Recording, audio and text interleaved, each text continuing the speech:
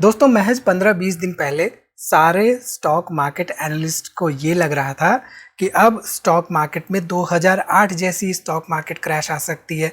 लेकिन मार्केट है चलता अपनी तरफ से है, सुनता सबकी है, करता अपने मन की है।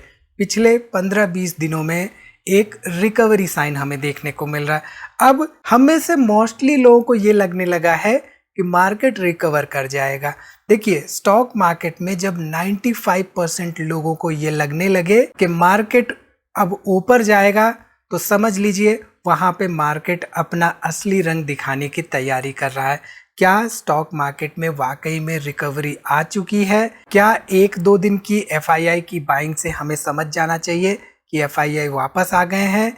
करंटली क्या हमें स्टॉक मार्केट में ग्रीडी होना चाहिए या फियरफुल होना चाहिए?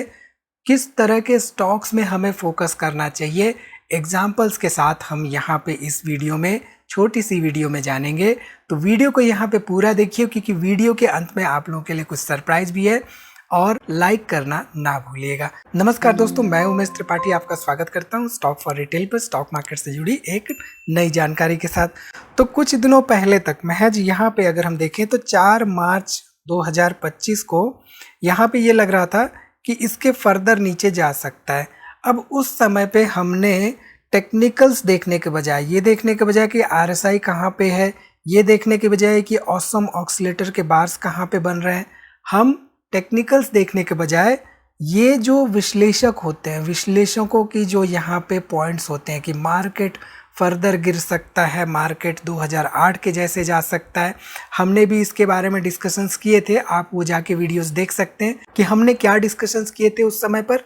अब ये ऐसे समय पे बेसिकली हमें देखना होता है कि मार्केट के फंडामेंटल्स वाकई में कैसे हैं, और जो भी बाहर की चीज़ें बन रही, जो जियोपॉलिटिकल सिचुएशंस बन रही हैं, वो क्या वाकई में इम्पैक्ट कर सकती हैं या नहीं।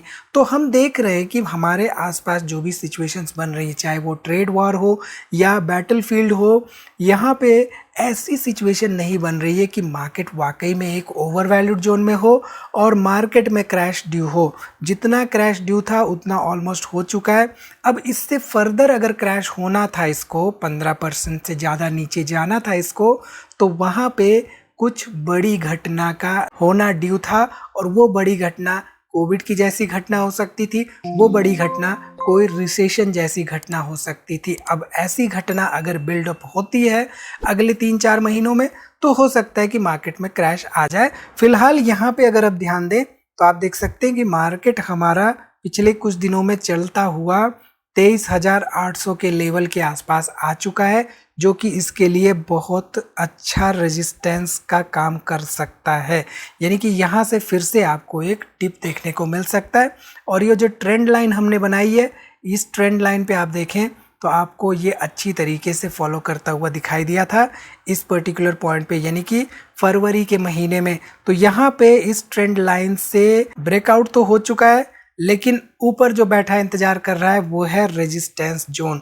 तो यहाँ से अगर गिरावट होती है तो हमें फिर से एक जो गैप्स बन रहे हैं, एक गैप हमने यहाँ पे बना रखा है, 2 गैप बना रखा है, इन गैप्स को फिल करने के लिए मार्केट आ सकता है। बस टेक्निकल्स पे हमें ध्यान देना है, फंडामेंटल पॉइंट्स पे हमें ध्यान देना है। आरएसआई लेवल्स यहाँ पे ओवरबॉट जोन में है, ऑसम ऑक्सीलेटर के पास ऊपर बनने की तरफ शुरुआत हो चुकी है। हालांकि एक दिन का कैंडलस्टिक चार्ट है, बस स्टिल यहाँ पे अगर देखें तो हमें कुछ ऐसे संकेत मिल रहे हैं कि अब यहाँ पे फ्रेश बाइंग थोड़ा सा रिस्की हो सकता है। इसको मैं कर दूं 1 वीक के कैंडलस्टिक चार्ट पर, तो 1 वीक पर आप क्लियरली देख सकते हैं कि लॉन्ग टर्म इन्वेस्टर्स के लिए यहाँ पे आरएसआई लेवल्स अभी भी बाइंग जोन में है, ऑसम ऑक्सीलेटर के पास अभी भी नीचे बन रहे हैं। तो मार्केट में हमेशा हमें डाटा के साथ काम करना चाहिए, और डाटा के साथ काम करते हैं तो ऐसी इंफॉर्मेशंस हमें मिलती रहती हैं। ठीक है, एफआईआई डीआईज की बात करें तो पिछले 2 दिनों से एफआईआई तो बाई कर रहे थे, लेकिन हमारे डीआईआई जो कि पिछले कई हफ्तों से, कई महीनों से लगातार हर दिन बाई करते आ रहे थे, वो अब सेलर बन चुके हैं, वो सेल करते आ रहे हैं। तो इन सब सवालों में अगर हम उलझे रहेंगे कि भाई डीआईआई क्यों सेल करने लगे एकदम से, एफआईआई क्यों बाई कर रहे हैं, तो हम सही जगह एनालिसिस करने के बजाय गलत दिशा की तरफ जाने लगेंगे। ठीक है, चलिए यहाँ पे अगर हम ध्यान दें तो जो टिकर टेप का मार्केट मूड इंडेक्स है वो करंटली हमें लेके आ चुका है एक्सट्रीम ग्रीड जोन में। पिछली बार जब हम डिस्कस कर रहे थे तो फियर और एक्सट्रीम फियर जोन में था। तो जब भी एक्सट्रीम फियर और फियर जोन में होता है तो होता क्या है कि मार्केट में धड़ाधड़ गिरावट हो रही होती है। आप समाचार ओपन कर लेंगे तो वहाँ पे आपको दिखेगा कि 10 लाख करोड़ स्वाहा हो गए पिछले कुछ दिनों में ही, और ऐसे लगेगा कि मार्केट अब बचेगा नहीं, मार्केट बंद होके ही रहेगा।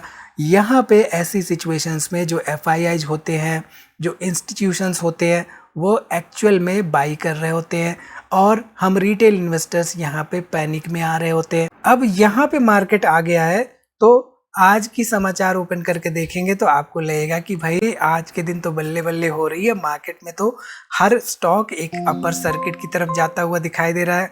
ऑलमोस्ट हर स्टॉक में 4%, 3%, 5%, 10-15% के आसपास वन डे में ही मूवमेंट देखने को मिल रही है।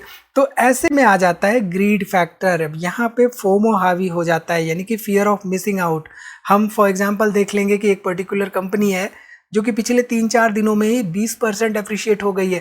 कहाँ पे 3-4 साल लग जाते हैं किसी को 20% पाने में, 3-4 दिन में ही 20%, क्या पता अगले 3-4 दिन में फिर से 20% हो जाए, चलो बाई कर लें। यही फोमो वाला यहाँ पे जोन होता है। और ये ग्रीड और एक्सट्रीम ग्रीड जोन ऐसे जोन होते हैं जहाँ पे ये हमारे FIIs और DIIs होते हैं, इंस्टीट्यूशंस जो होते हैं बेसिकली, वो प्रॉफिट बुकिंग की तरफ जा रहे होते हैं। इतना सा इम्पॉर्टेंट पॉइंट हमें समझना है, उसके बाद हम क्लियर कट डिसाइड कर सकते हैं कि मार्केट में हमें क्या करना चाहिए। अब यहाँ पे एक कंपनी का एग्जांपल लेते हैं कि हमें बेसिकली देखना क्या चाहिए। हमें देखना चाहिए कि कंपनी का रेवेन्यू जो है, जैसे फॉर एग्जांपल इस कंपनी का 2016 में रेवेन्यू था 5,400 करोड़, 2017 में 5,700 करोड़, 2018 में यहाँ पे 6,000 crore. Basically revenue year on year बढ़ रहा है, प्रॉफिटेबिलिटी यहाँ पे ईयर ऑन ईयर बढ़ती हुई दिखाई दे रही। तो ये 1-2 साल 3 साल की बात नहीं, ये हर साल होना चाहिए और पिछले साल से ज़्यादा होना चाहिए। हो सकता है कि एक साल बीच में कोविड की वजह से सेल्स वगैरह में डिप आए, but ultimately year on year profitability और सेल्स में ग्रोथ दिखनी चाहिए ताकि आपकी डिसीजन मेकिंग आसान हो सके। यहाँ पे आप देख सकते FY 2024 में 12,000 करोड़ की सेल्स हो चुकी है और प्रॉफिटेबिलिटी यहाँ पे देखें तो 2,300-2,400 करोड़ रुपए के आसपास तक हो चुकी है प्रॉफिट बिफोर टैक्स।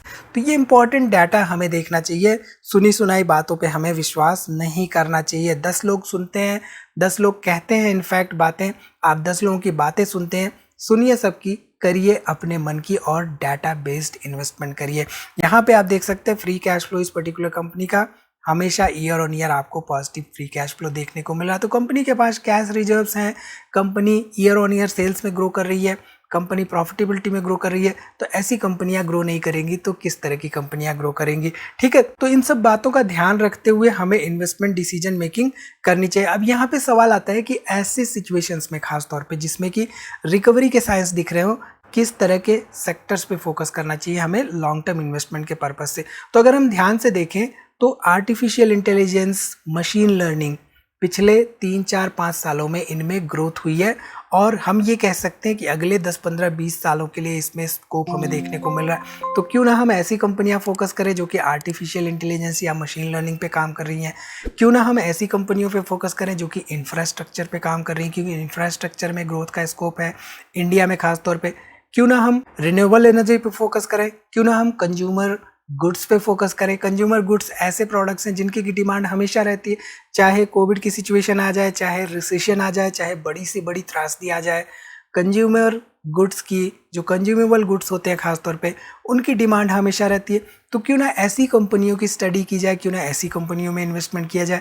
तो बेसिकली हमें फोकस करना चाहिए हमारे एनालिसिस के ऊपर और हमें फोकस करना चाहिए डाटा के ऊपर। बेस्ड ऑन दैट हमें डिसाइड करना चाहिए कि लॉन्ग टर्म इन्वेस्टमेंट के तहत हमें कहाँ पे इन्वेस्टमेंट करना है। ठीक है, वीडियो की शुरुआत में हमने आपको बताया था कि एक सरप्राइज रहेगा। तो सरप्राइज यहाँ पे ये है कि जो मोस्टली आप लोग के डाउट्स होते हैं उसको हम आंसर करेंगे आपको। आप हमसे चैट कर सकते हैं, लिंक मैं डिस्क्रिप्शन में दे दूंगा, आप वहां से हमारे साथ जुड़ सकते हैं और आप हमारे साथ सीख भी सकते हैं। तो लिंक चेकआउट करना ना भूलिएगा, डिस्क्रिप्शन में दिया गया है। तो इस वीडियो में इतना ही दोस्तों, मिलते हैं अगली वीडियो में एक नई जानकारी के साथ। तब तक आप स्टॉक मार्केट के बारे में सीखते रहिए। वीडियो पसंद आई तो लाइक जरूर करिए, कोई भी सवाल हो तो कमेंट जरूर करिए और दोस्तों में शेयर करना ना भूलिए। मिलते हैं अगली वीडियो में एक नई जानकारी के साथ, तब तक आप अपना बहुत ख्याल रखिए।